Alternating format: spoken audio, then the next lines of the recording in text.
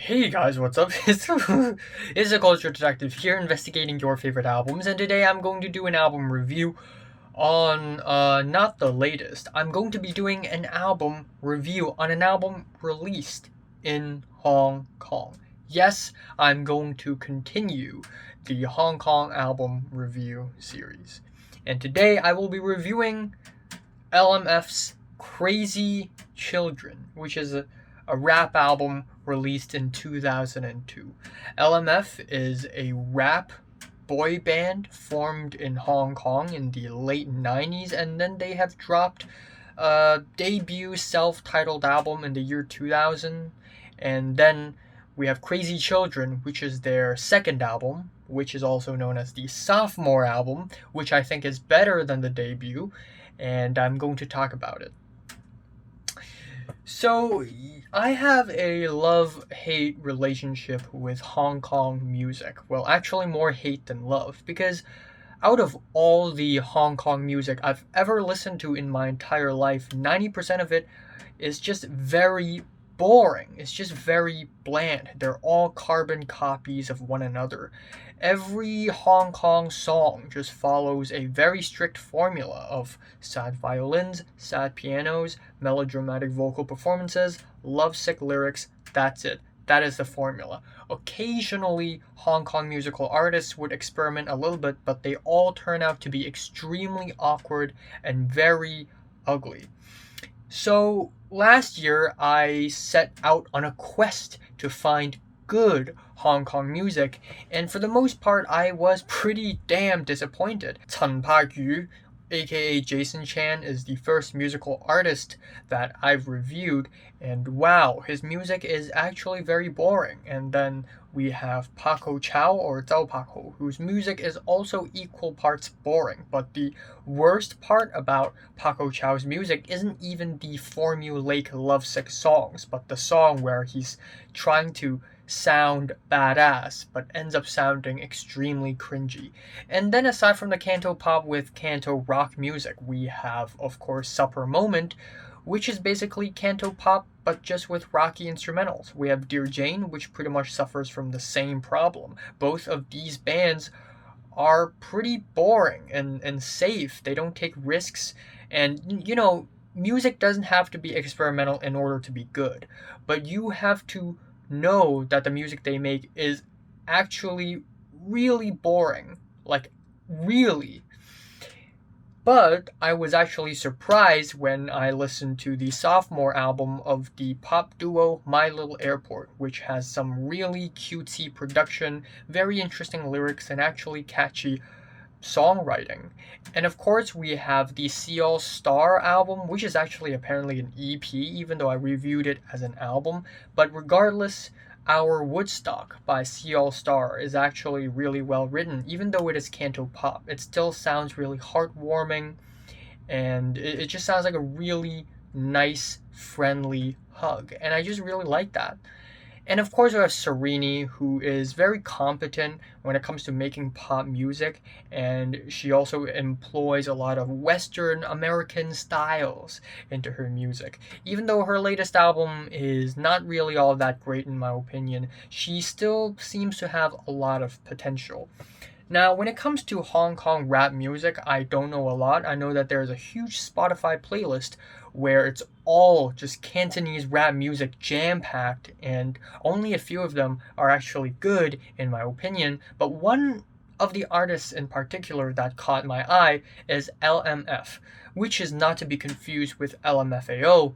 LMF stands for Lazy Motherfuckers, because all the members in LMF are lazy motherfuckers. I also reviewed Heyo, or MC Heyo, last year with his latest album, Fawa, which is kind of cringe, to be honest. But here's the thing, when you're listening to rap music made by people who speak Mandarin, Cantonese, Vietnamese, or even Thai, you have to understand that these languages are tonal languages. I think Vietnamese is tonal, right? Yeah, I'm pretty sure it is. So when you're writing rap music with a tonal language, it's actually way more difficult because when you're speaking in these languages, you already sound like singing. So to try to group these languages together and not only care about its vowels and consonants for the rhymes, but also its tones, it's actually kind of difficult. Trust me, I've tried writing rap music in Cantonese. It's not easy. It always comes off sounding really awkward. Anyways, LMF's Crazy Children, released in 2002. It is Canto rap or Hong Kong hip hop, and it is also rock rap, as well as maybe a bit of Boombap and also comedy rap, because there's a lot of cheeky, sarcastic comedy in the album. And I don't like it when a rap album is like really funny and not serious at all the whole way through. It's usually pretty annoying.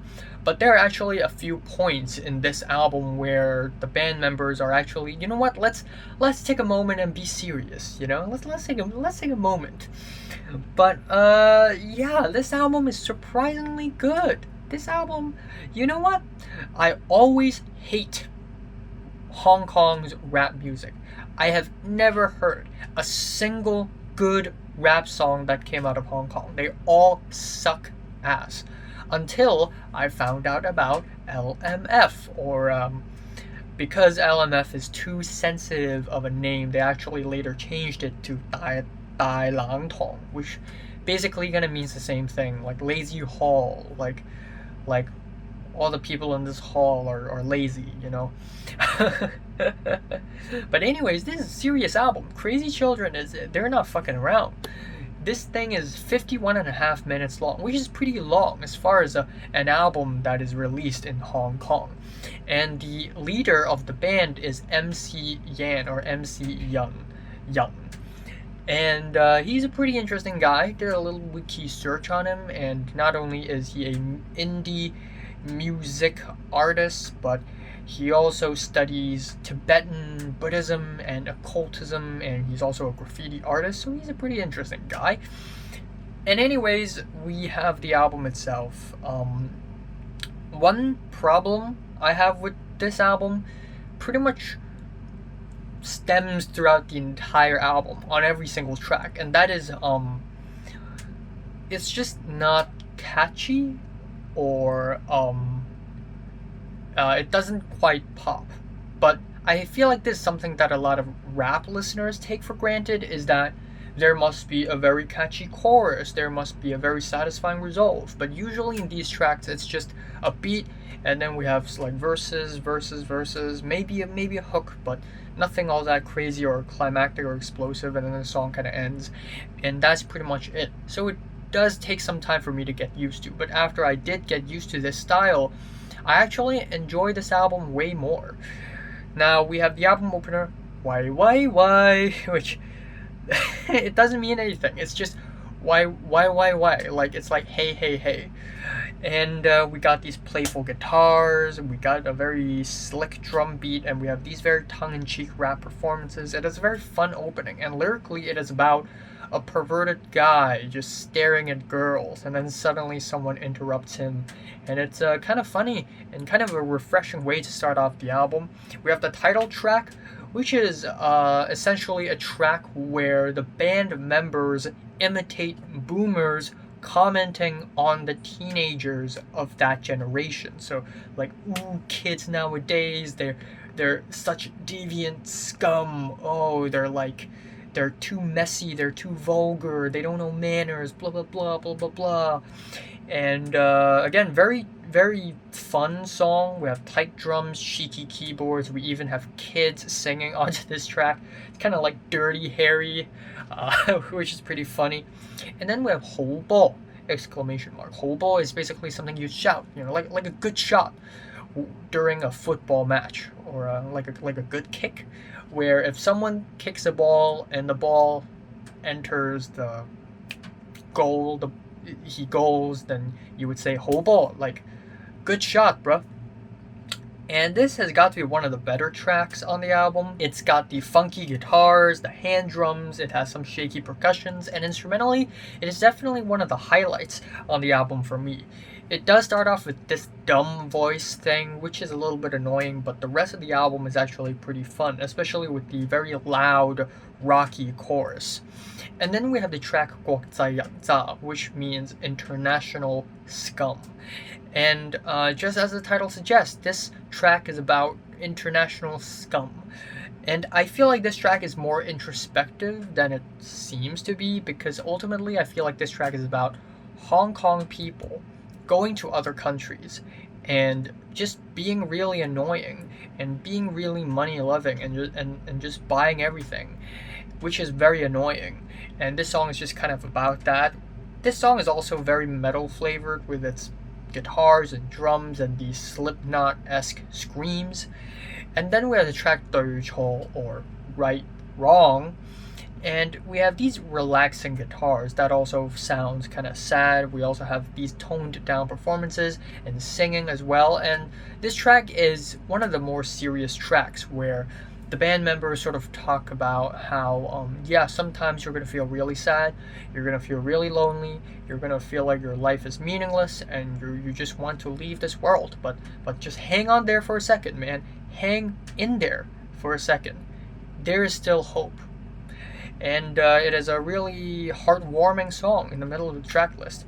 And then that is immediately followed by one of the most sarcastic songs on the entire track list, 我愛香港, or I Love Hong Kong. And contrary to the title, this track is actually where the band members are being sarcastic. They're like, yeah, I love Hong Kong, and then they point out major flaws in Hong Kong culture and Hong Kong society, how consumerist it is because of how Hong Kong and China are separated, and Hong Kong has been under British rule, and it's sort of taken on this capitalist economy, and how a lot of people describe Hong Kong as a shopping haven and something, and a lot of Chinese people and other tourists around the world would come to Hong Kong and just buy as many stuff as possible, and the whole society just becomes very consumerist.